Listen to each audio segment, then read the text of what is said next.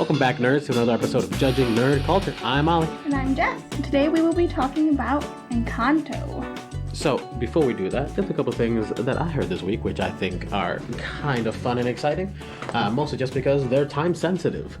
So if you're listening to this anytime other than when we're coming out with it, well, fuck off, I guess. I don't know.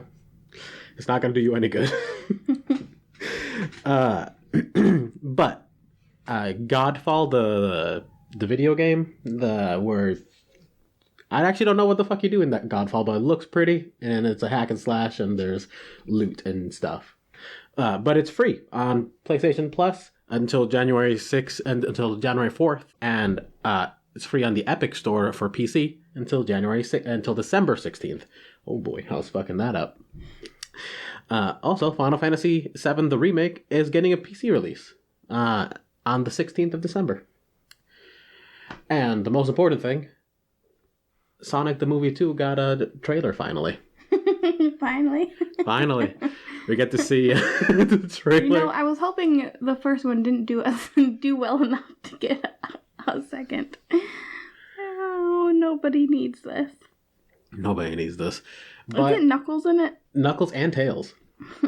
I'm gonna, I also, for this, just to talk about it, part of me, I couldn't help myself. I did watch the trailer.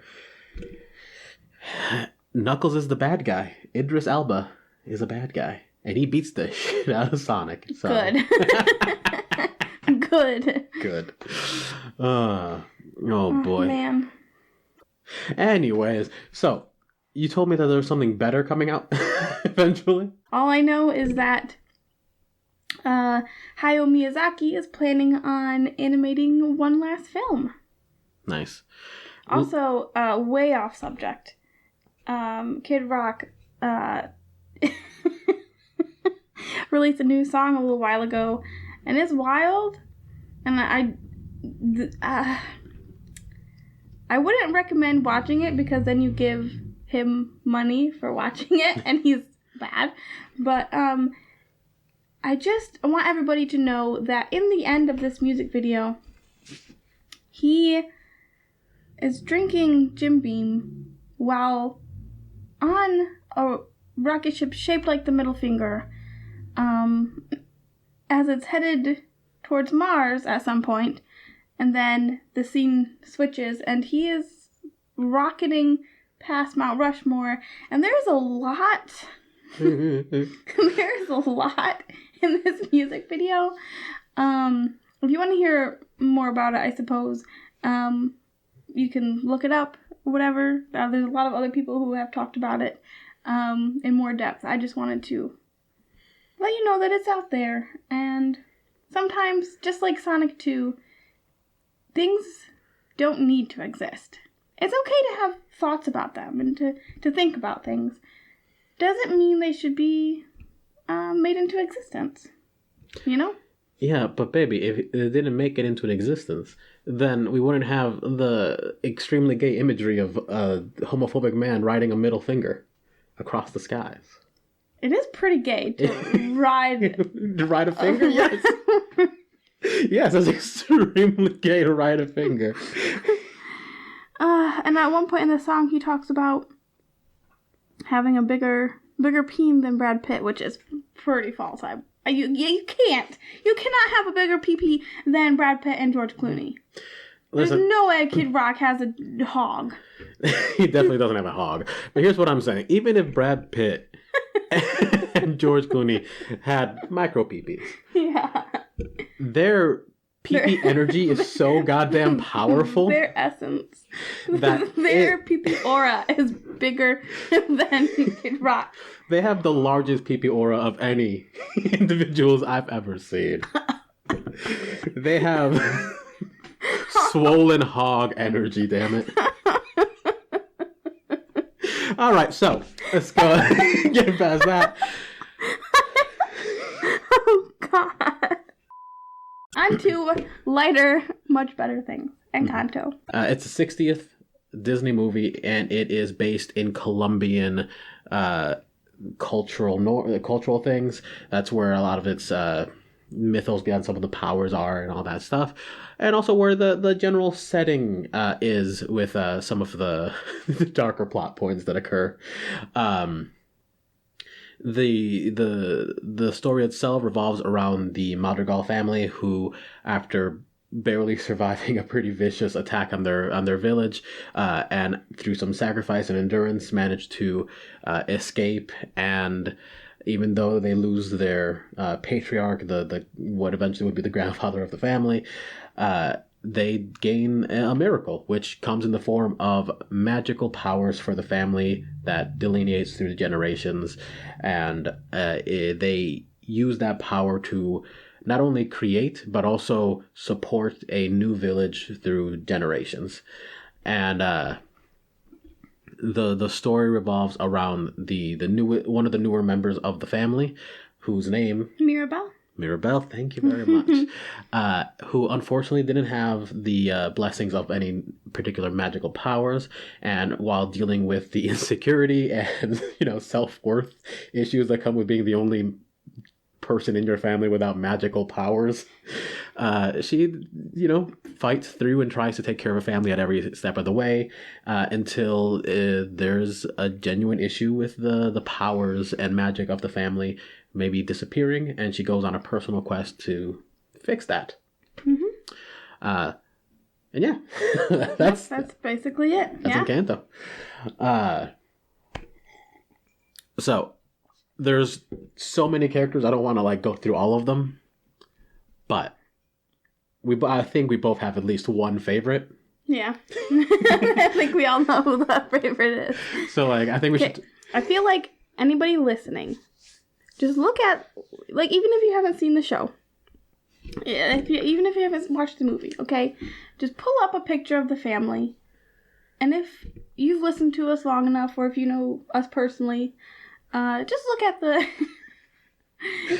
picture of this family, and just guess which one is our favorite. Because I feel like our favorite is the same.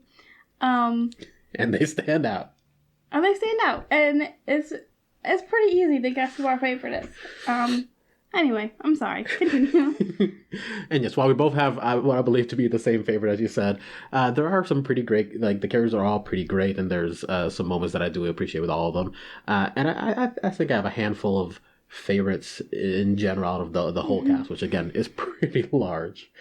But it's a large family. It's a big one. It's a big family. So, you want to go through our favorite characters? I think if you want, you can start with our favorites. That's okay. We can save that for last. Let people figure it out, I guess. All right. So I have a couple. I think at first my favorite character was this side character, this little kid with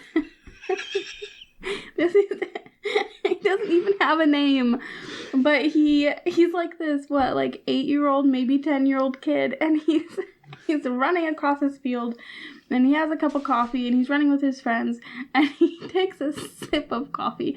I'm trying not to laugh just talking about it and thinking about it. The face he makes is so good. That coffee had to be so strong and so dark. Baby, Colombian coffee, that is the stuff. But it was just really great, and he was my favorite.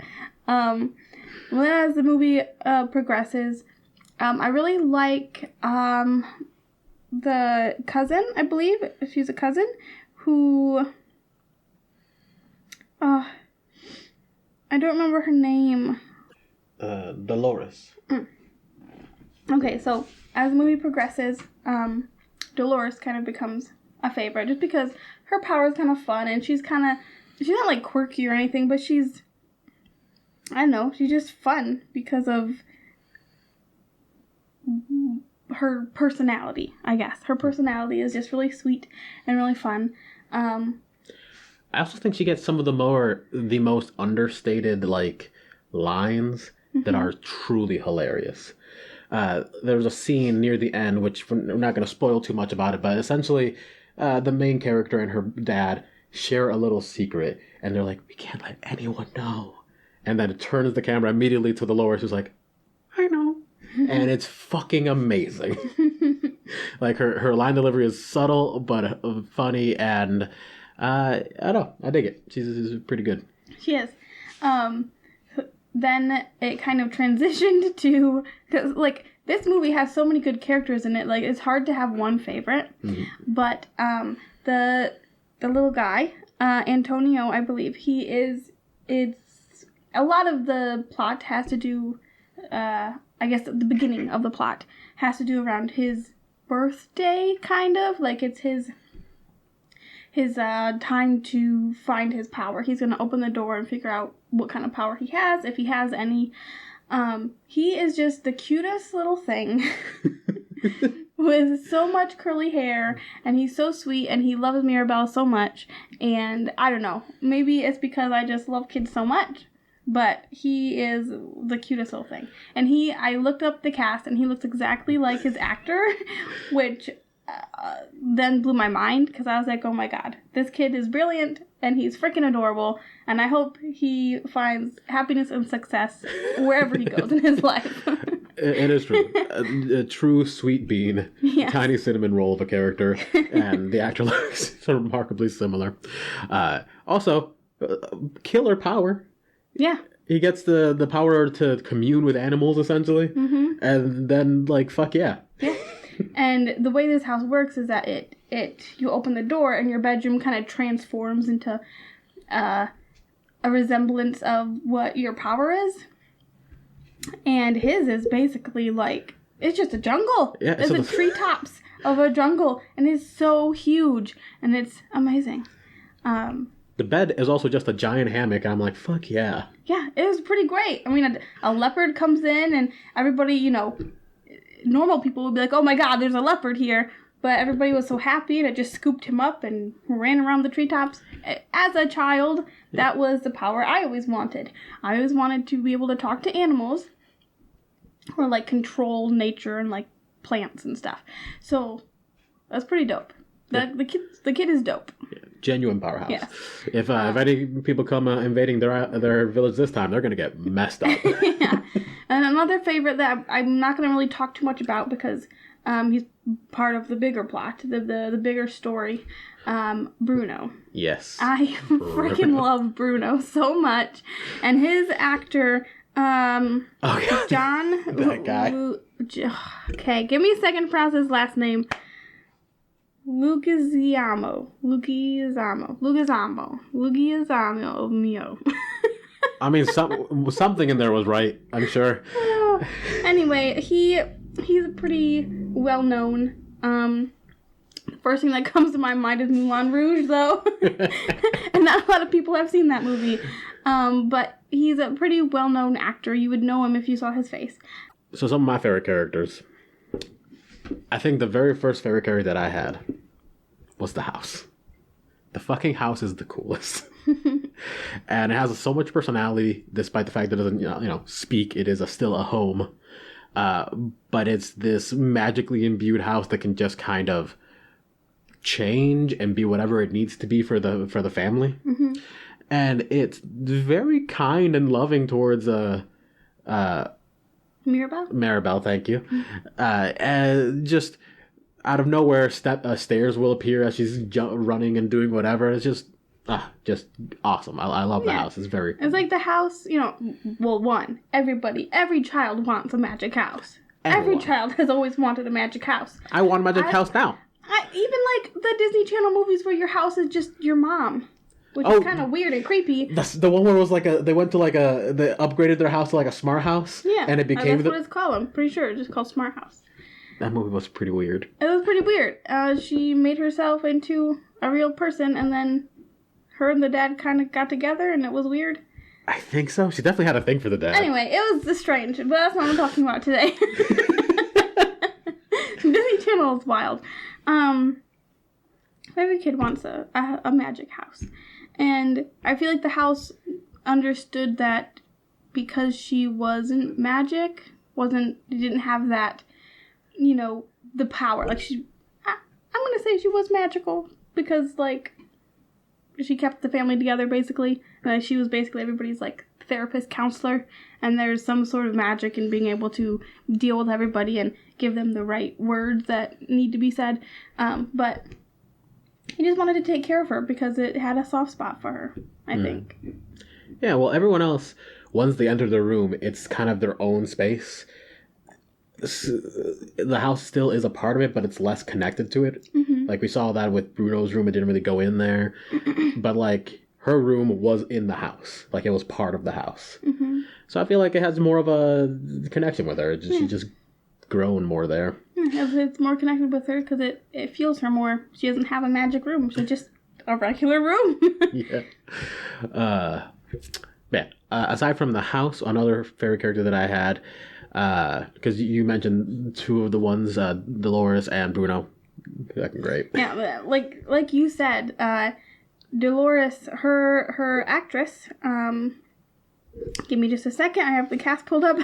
Adasa, great voice actor. Like, it was incredible. I don't think Dolores had a song, which honestly, I was surprised. Like, I know she was incorporated into other people's songs, but I don't know. For some reason, she felt like a character that would have their own song, or like be a bigger part of somebody else's song. I don't know.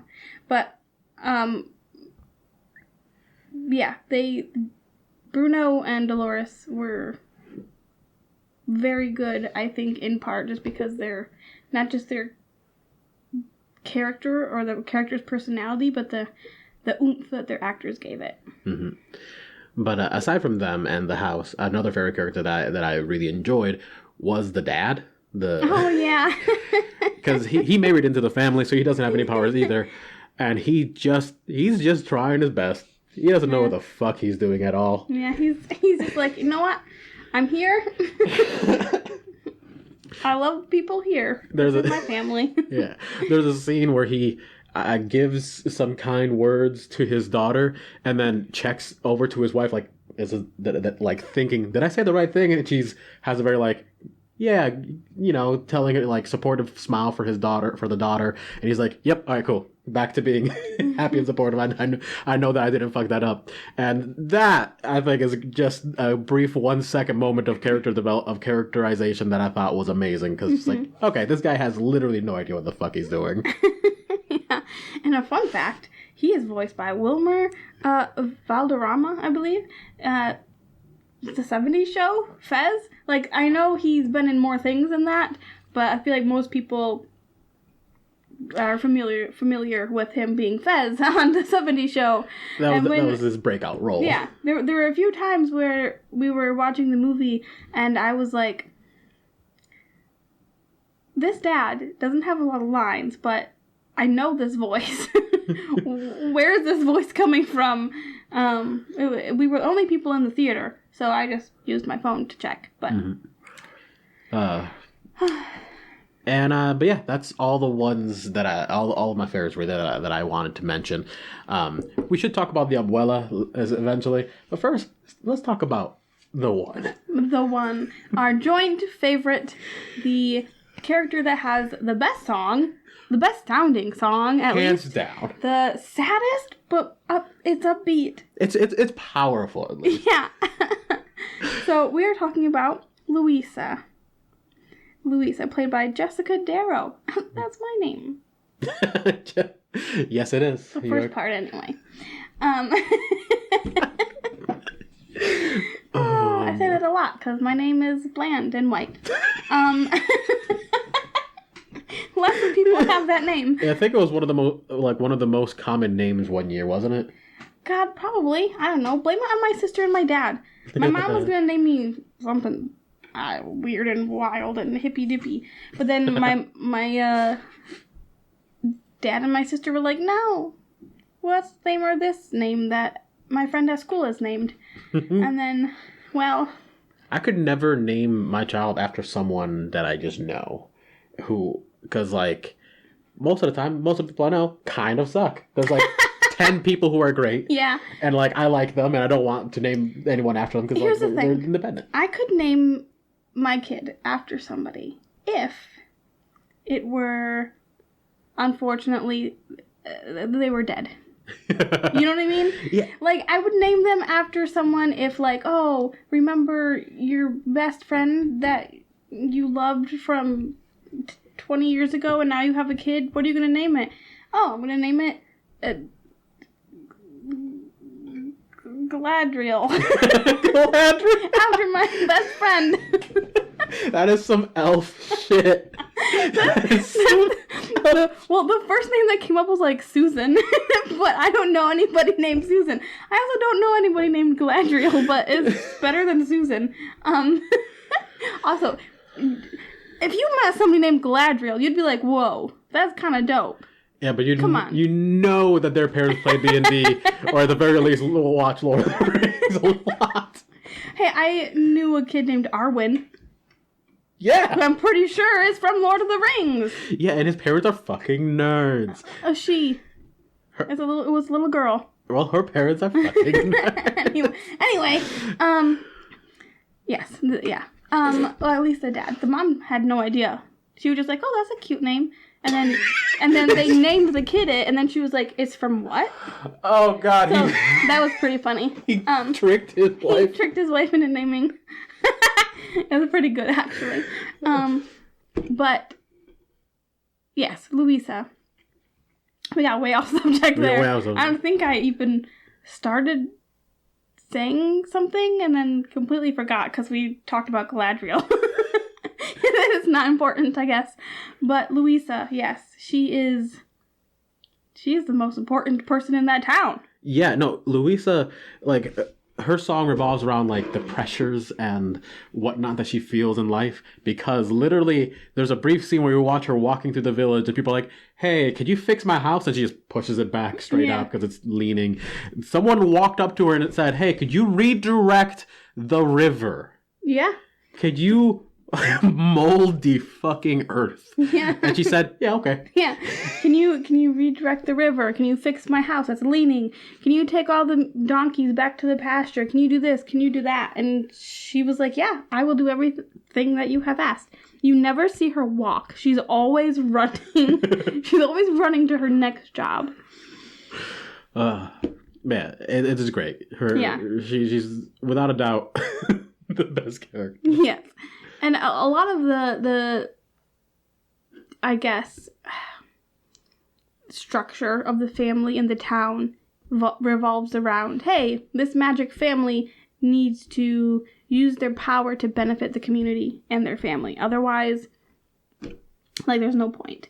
Like, if you have a power, you need to be using it to improve your community or your family or something. And so, Louisa feels like, oh, well, I'm very strong. Very, very strong. So I need to do everything I can to help this community. And if I take a break, if I relax, if I, tell somebody, oh, no, I don't want to do that right now, then I'm not helping. I'm kind of being worthless and lazy. And that's really sad. It's very sad. Because her self-worth is all wrapped up in, am I helping somebody right now? Mm-hmm. And unfortunately for her, when she starts to lose her powers, it definitely gives her a lot of heartache and difficulty, which is, where the rest of the story really kicks in. And Mirabelle. Yeah. Focuses on trying to, protect her family and heal the magic and all this stuff. And unlike most Disney movies, I feel like most of the time it involves the heroine going off on an adventure to expand her worldview and this and that and learn more and then fix whatever's going on. This was not that. This was, what is the adventure? She goes to different members of her family and tries to understand what's going on with the family. It was a bit of a different quest, but it was still very interesting. Yeah. I mean, throughout her life, it's been harder for her to connect with her family because she doesn't have this power, or she's, different in somehow, and so they're kind of, off-put by her, I guess. I mean, she has a good relationship with her parents, but, her other siblings and cousins are kind of well, I mean, we'll be nice to you, we love you, your family, but, You're not like us. Yeah. Especially the grandmother, but we'll get to that. So her, adventure, her quest is to get to know her family and, like, help them with their struggles that, they've never talked about because they've never been able to open up or been willing to open up.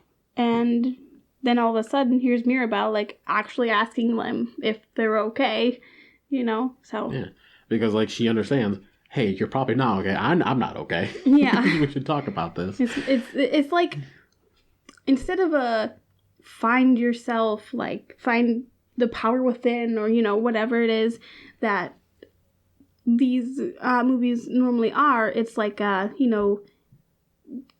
connect with your family on a deeper level, like, don't just exist around them.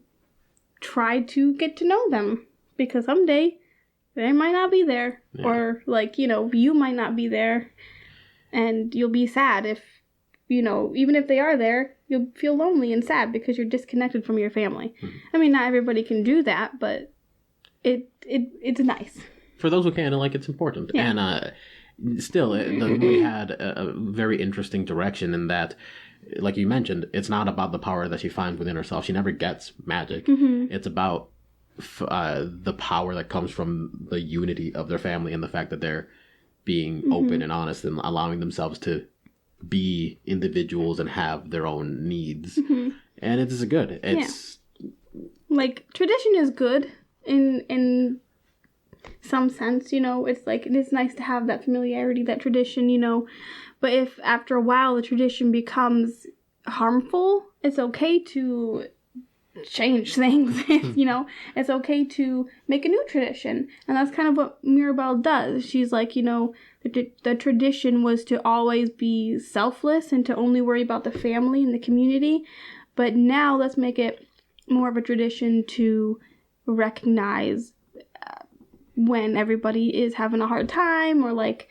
let's try to work together and, like, have breaks and, like, I don't know how to express it properly, but you get what I'm meaning. Yeah, 100%, you're right. And then the biggest, like, overall narrative thread of the movie, or purpose, meaning behind it, is just the idea of change of generational traditions. And, like, the tradition has been there not just because it existed, it was there for a purpose. The purpose was to protect and give the family a way to survive.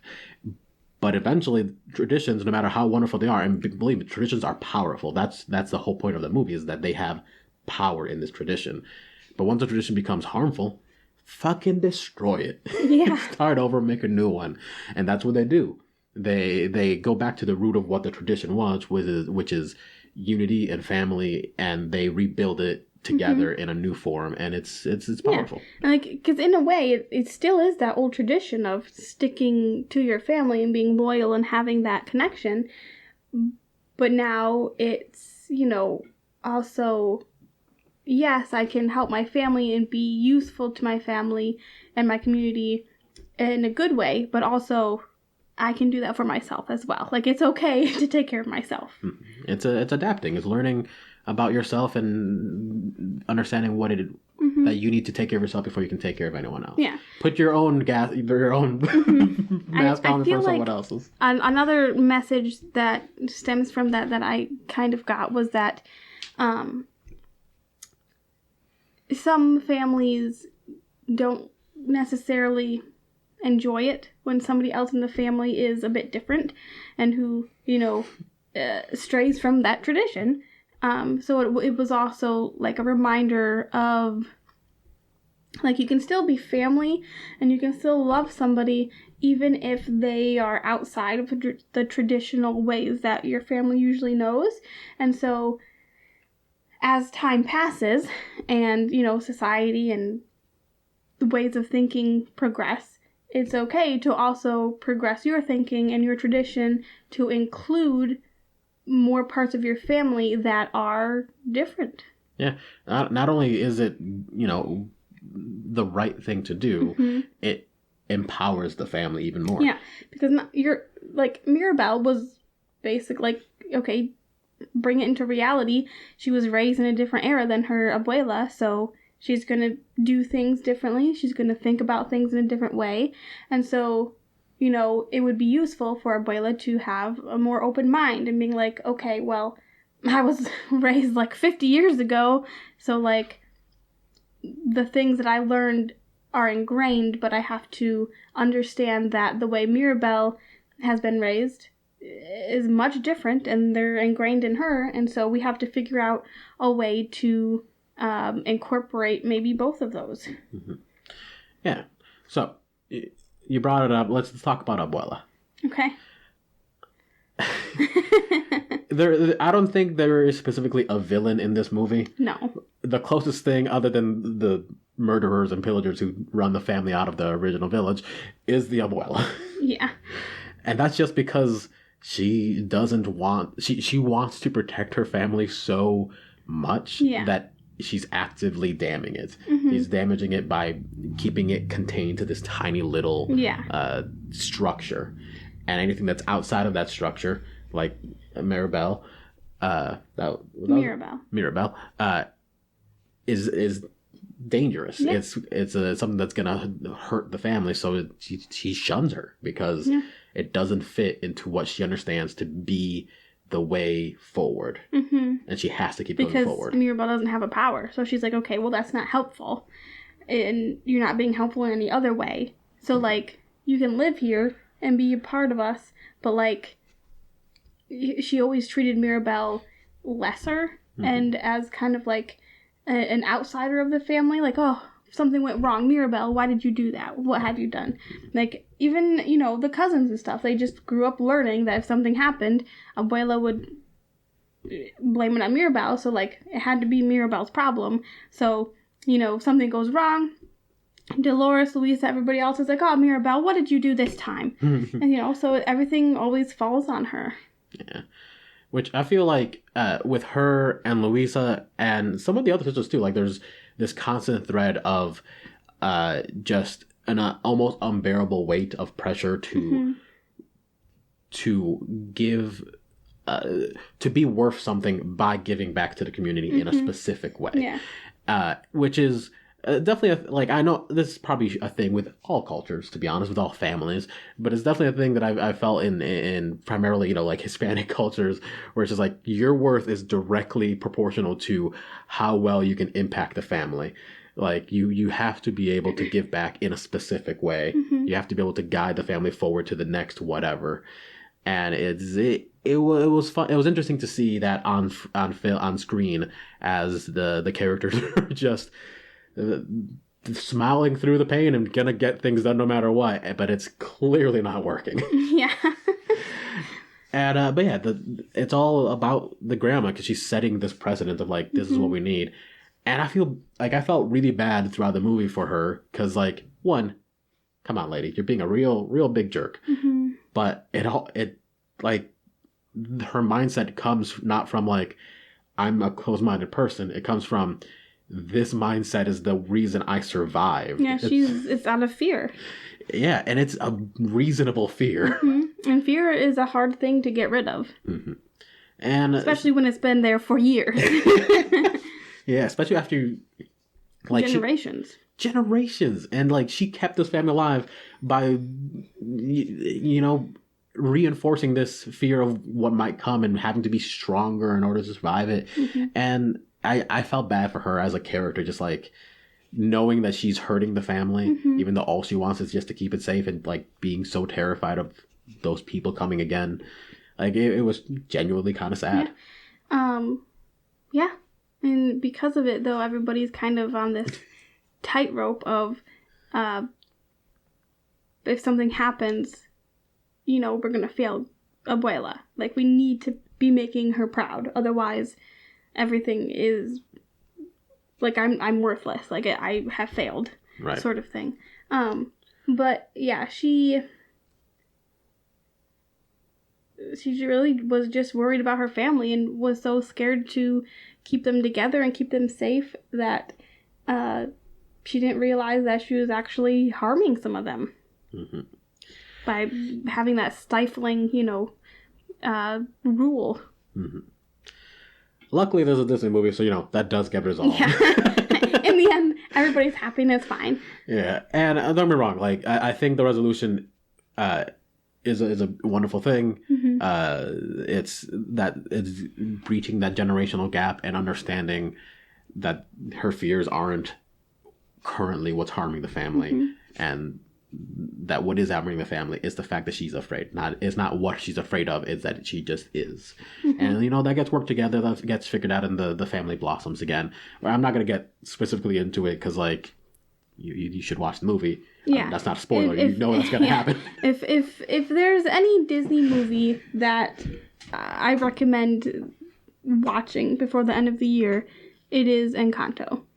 Because it's just, it might not have, like the best Disney movie music you've ever heard, but it has a really good story, and I almost cried a couple times. And it's a story for everyone, whether you're whatever culture you come from, having that want to be a part of your family and be useful to it. I don't know, it affects a lot of people, and it is reality for them.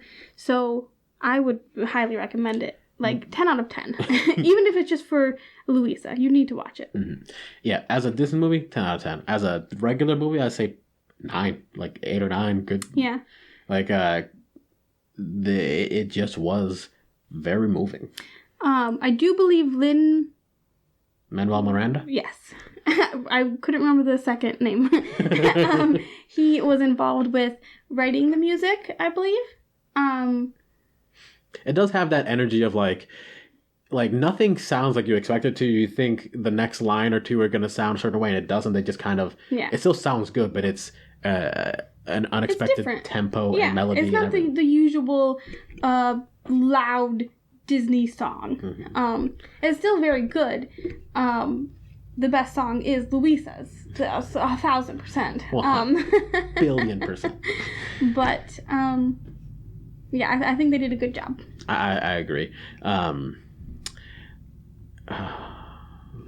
Maybe it's not what everybody is used to, but who cares? Who cares? Like, we need to get used to newer things. Yeah, that's the whole point of this whole movie. You have to get used to new things sometimes, even if it's scary or difficult. So yeah, it is great. Scores all around. The only thing I want to add before we go is obviously Disney knows what they're doing. They always make a good movie, but I think this is one of the first ones where there's no romantic influence for the main character at all. Yeah, Coco doesn't have a love interest unless you consider his grandparents as the love interests. No, but he's also like 7. Well, yeah, but I'm just saying it's not the only one that doesn't have love interest. You're right. Also, right. Frozen. Well, no, it does because of there's a lot. There's a bundle of love interest. He won our. He's the best boyfriend in Disney. Period. But yeah, it's one of the rarer Disney movies. There we go. That has no romantic influence for the main character. Also, it does a thing that I think Frozen was trying to do, and maybe a couple of the newer movies like Coco as well, which did a good job, where it focuses more on the familial relationship. But I think this one maybe does it the best in terms of like the pain that can kind of live alongside the love of within a family. And I think it was quite lovely to see. I would actually disagree. You do? Yeah. You think Coco did it better? I do. I think they both did it very well.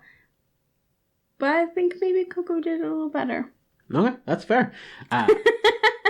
Well, I'll be honest, this movie is a 10 out of 10. But compared to Coco, I would prefer Coco. That's fair. It's just a freaking superb movie. Chef's kiss. I would cry every single time. If I watched Encanto again, I would have feelings, but I wouldn't cry. I cry every time I watch Coco. It has generational trauma. It has adventure. It has great music. It has skeletons. It's everything. That's fair. Again, I think I think the way that Encanto was framed was something that I more resonated with in general, more specifically with. It had a bit of a different message. Yeah, and I think it just resonated with me a little more. Yeah. But that's a me. Yeah, well, I mean, it's different for everybody. I mean, just because I like Coco better doesn't mean like it has a better message or anything. It's just a different one. They're similar because they have to do with family, but like Coco is more about like dealing with the trauma that's been passed down from generation to generation and has created this fear and whatever. But then Encanto was more of like it's happening right now and like your worth within the family sort of thing. So it is a bit different. It just they both have to do with family is all. Anyway, yeah, I would recommend this. How about you? 100% recommend. Yeah. It has a 7.6 out of 10 on IMDb, 90% on Rotten Tomatoes, and a 4.6 out of 5 on Facebook. Which I don't care what Facebook thinks at all. I could literally not care enough about Facebook. I didn't know Facebook had a movie rating system. I don't get it. I don't get it at all. But whatever. No, but those ratings seem about right. Solid, 8 to 9 out of 10 for most of those. My coffee got cold. All right. Well, your coffee got cold. I guess that means it's time for us to get out of here. Thanks for watching, everybody, or listening if you're on the podcast specifically. And hope you guys had a great time. Hope you get to watch the movie yourselves and talk to us about it. We'll see you next week. Bye. Love you. Bye.